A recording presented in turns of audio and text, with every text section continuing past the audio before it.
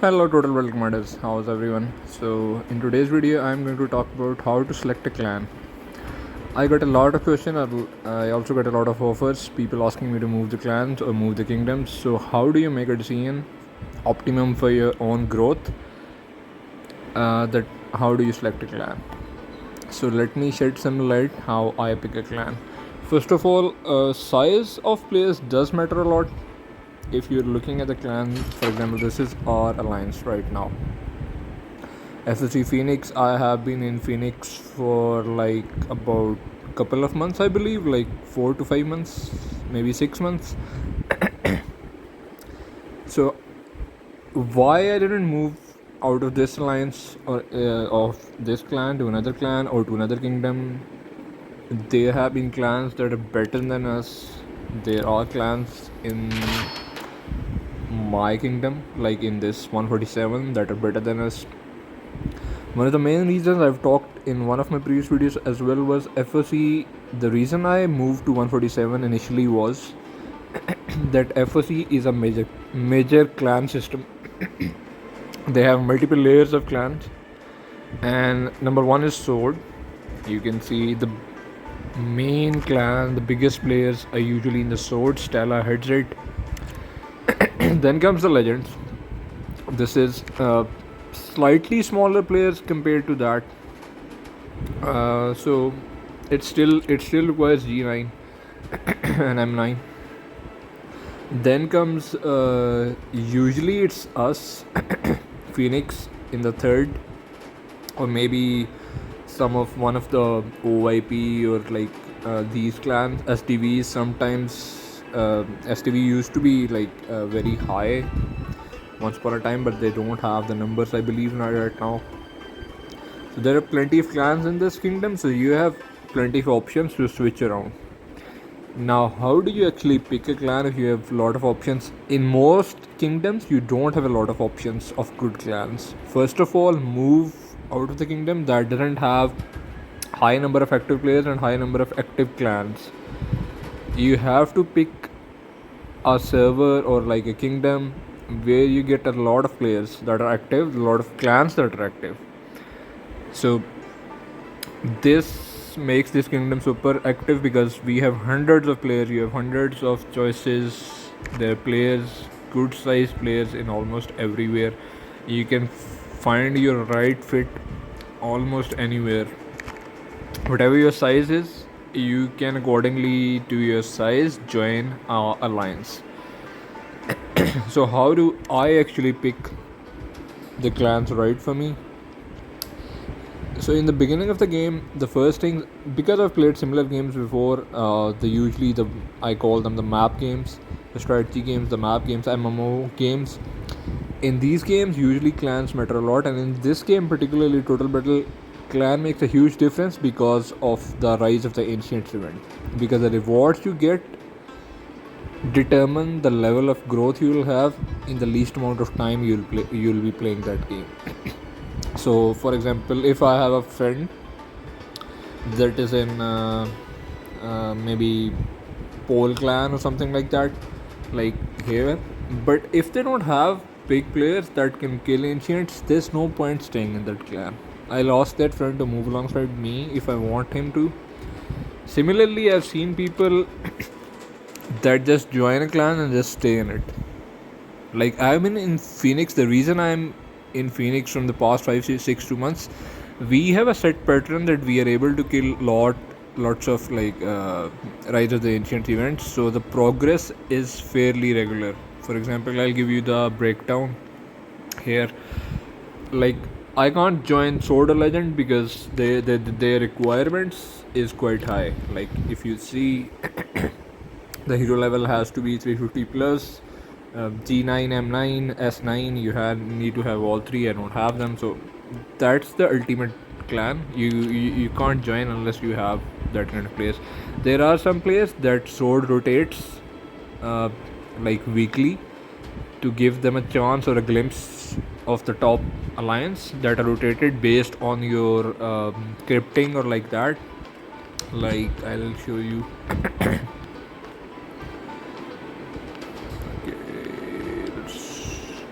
soldier. Okay, let's go to the soldier.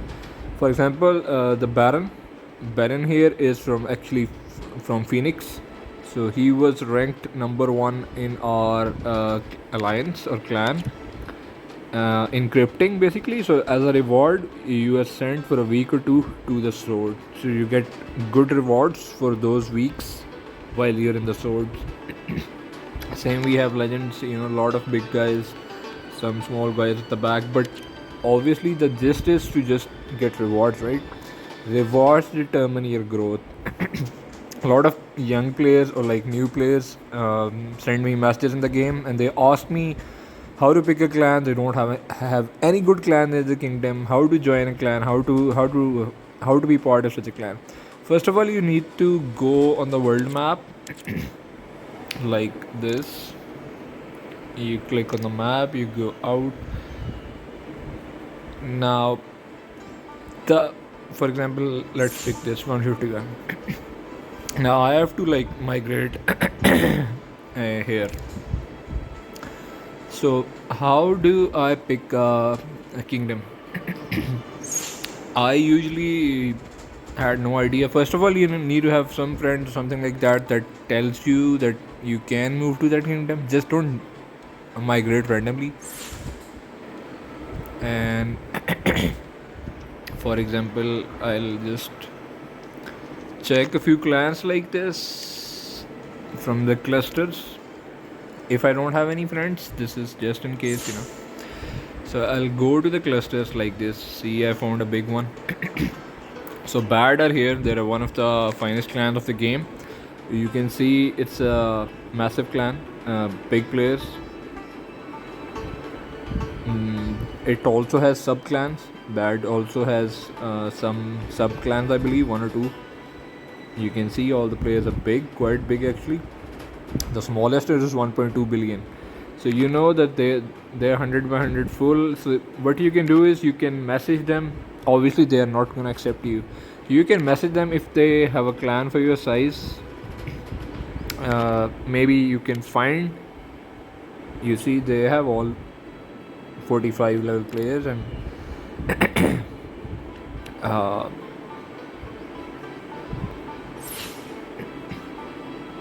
you can ask them if they have like another clan like that fits your size. Similarly, you can scroll through other kingdoms as well. Then you can have to make choice, right? And how do you make your choice that which clan will be suitable for you once you migrate there? My method is pretty simple, guys. So people have been asking me. So first of all, like the clan needs to have like 85 plus members. Whatever clan I join needs to be active. When you have 80 to 90 members at least, then you know that clan has some footings, has some background, has some players that are gonna stick around. It's not gonna just splatter or like break out of nowhere. So this is how I knew that. Now when I join a clan, what do I look?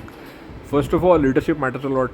If you have a cool leader that's not very bothered, not very angry, not very immature, not very irrational kind of behavior, then that's a fit. The first thing you need to know about before joining the clan is how the leadership is. Usually the leader and the superiors. So we have a very cool platform, very chill. So I was never bothered about anything. So this is how I stayed in Phoenix basically. The second thing I noticed usually in superiors and leader is, or maybe even officers, how many bigger players do the clan has. The amount of bigger players determines that when the ancient gets tough, they're able to kill that thing. So there are a couple of players in our alliance that have G9. I can tell by the size of the players. You can see some of these players do have G9 or maybe G8, M8 and close to G9. So that ensures me that there are players that are bigger size than me. You can see all these players, they are bigger in size than me basically. And when you have players bigger in size than yourself in alliance, see I'm only 2.9 million, I have G8, M8. I've kept my size a lot lower usually, but on the overall, I know that Ancient gets tough. They are bigger players than myself. They will be able to carry us for a couple of levels at least. So this is what determines me that. And then when I've joined a clan, I see their activity. So what happens is when you have rise of ancients as we have approaching right now, there are smaller players as well. It doesn't matter how many small or big players you have, but you need to have some big players that can hit high level ancients.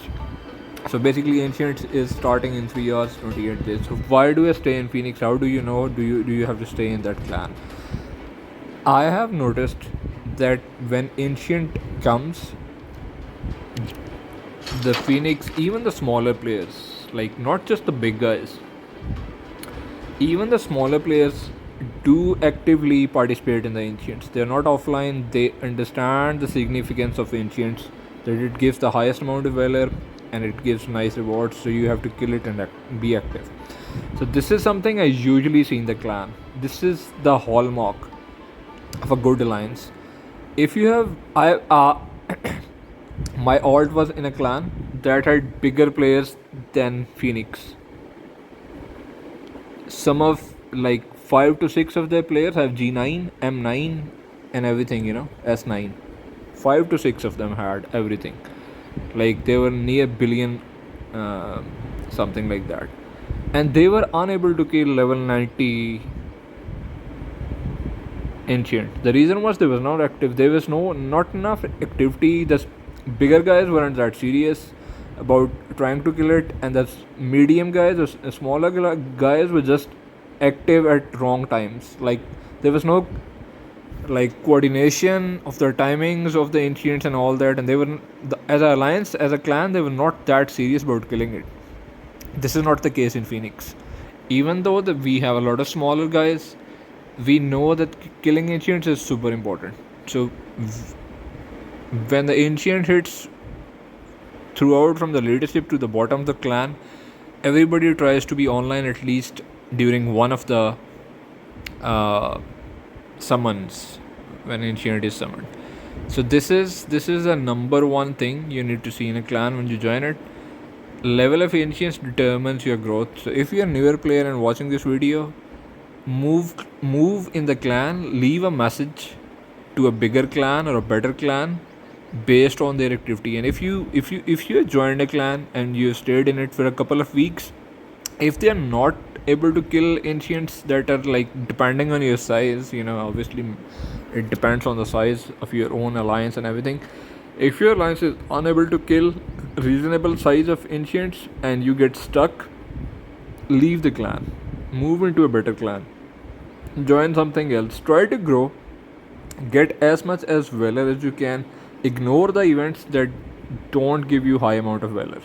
So focus on the valor, get your guardsman level up and join a better clan. Usually clans require guardsman level basically.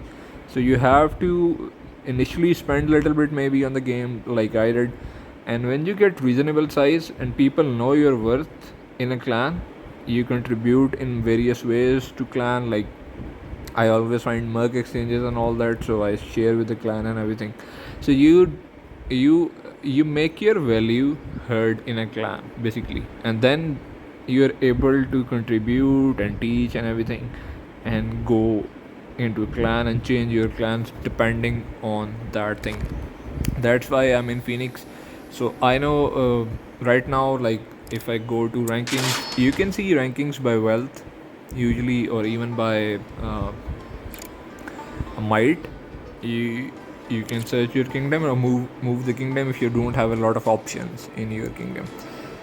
So right now we are at 17 by wealth. We have 212 wealth, but I know for a fact I have been in this clan for like 4 to 5 months now. So I know whatever level ancient we will get. We also swap clans after we can't kill it. So that's basically you change the alliance buildings and all that, so you can keep killing the ancients. So we have changed it, so we know that whatever the level is, we have enough big players and we have enough active medium sized players that are keen to grow. And when you're keen to grow, you will be able to kill ancients. So I have found a great rhythm that we usually kill a lot of ancients before we are unable to kill. So usually we cross 100 and 10 or 20 level even. So uh, that's why I've stayed in this clan, because it's very important for a G8 M8 players that your alliance, whatever your alliance is, at least is going to level 120 ancients. That's the almost a bare minimum, guys. So if you if depending on your size, if you're a G7 player and your alliance is able to get to 100 level ancients, that's fine, and then they rotate or change the alliance. And similarly, if you are a G6 player and your alliance is able to has some few players that have G8 and all that, and you're able to kill up to 88 90 level of ancients, that's fine. So depending on your G level size, you should be able to kill a reasonable size of ancients. That gives you enough rewards.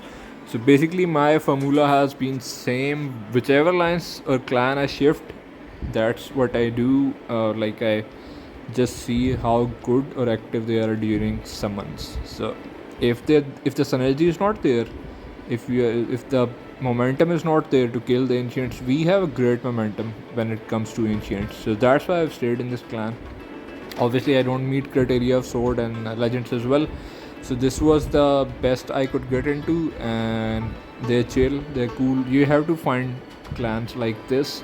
You can migrate to kingdoms like 147 even, but you have to determine which clan to join based on yourself. You I chose myself what suits my playstyle, what suits my activity level, what am I required to do in a clan. Some clans have uh, very hectic demands, so you can't keep up. So it depends on how much time you're spending in a game and all that. Hope this video helps you guys out, but my main purpose was to I get a lot of questions about clans. People are struggling, and when they see my videos, they're like, "How can we get so much gold and silver and all that?"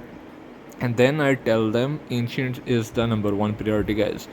So clan is super important in this game. You can join clans like I have, and for example, if I have to really get G9 really fast, have to pull in a favor and get into a even better clan than Phoenix, where the rewards will be even better. And when I'll have better rewards, I will be able to hit much more times, participate in much more events to get more valor in short time. Because if you get better rewards, you get a lot of gold and silver out of ancients, and when you have a lot of gold and silver coming out of ancients, you will be able to participate in a lot more tournaments and go much more higher than you can in that like specific time period. For example, I have this gold and everything because we were able to kill ancients. If I was in a clan that wasn't killing ancients, I wouldn't have it. And the secondly, the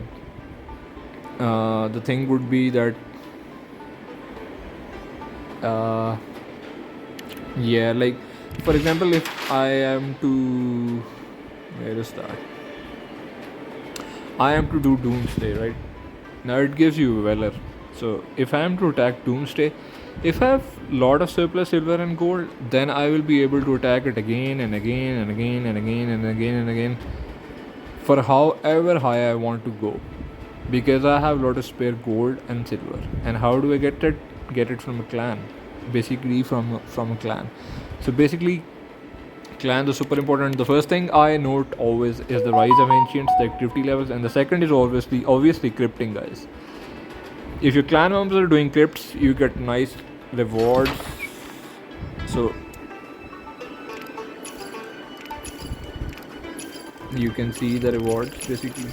I can get the speedups, I can get the gold, I can get other stuff then as well. Triumphal gifts matter as well. If you have some spenders, it definitely helps you out. But overall, the crypting is something that is super important. If your alliance members have good crypting going on, that you'll get nice rewards, nice speed ups, and everything. So that's how you get things done. Basically, this is how you go, guys. And obviously, if your clan is doing CP runs. I don't even remember what they're called. Uh, what do you call the conquest points? I believe, yeah, conquest points. So to get conquest points, if your clan is doing CP runs, that is great. I usually don't participate in one. I've never really focused on the CP run, but I still have 14 billion CP. That's not a lot, given that I have done no research into specialists and all that. But still, uh, it's fine.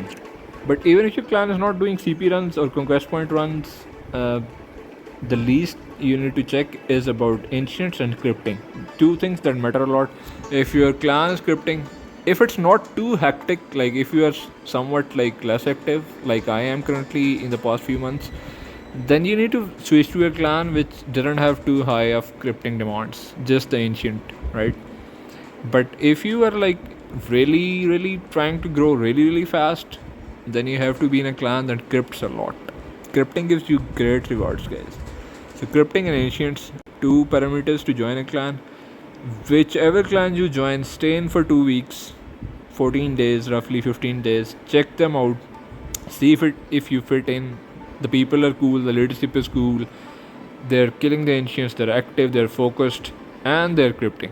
Then you have a good run. Like that's why I haven't switched a clan. I'm a perfect fit in the Phoenix. So I crypt, I kill ancients, I participate in the ancients. Other events I don't even participate. I can be inactive for the rest of the week. I don't care. So it depends on your playstyle, and this is how you grow fast in a game like Total Battle. I hope this video was helpful and not too vague. I extended it a little bit too long, I believe, but I hope this was helpful. Thank you for watching, guys.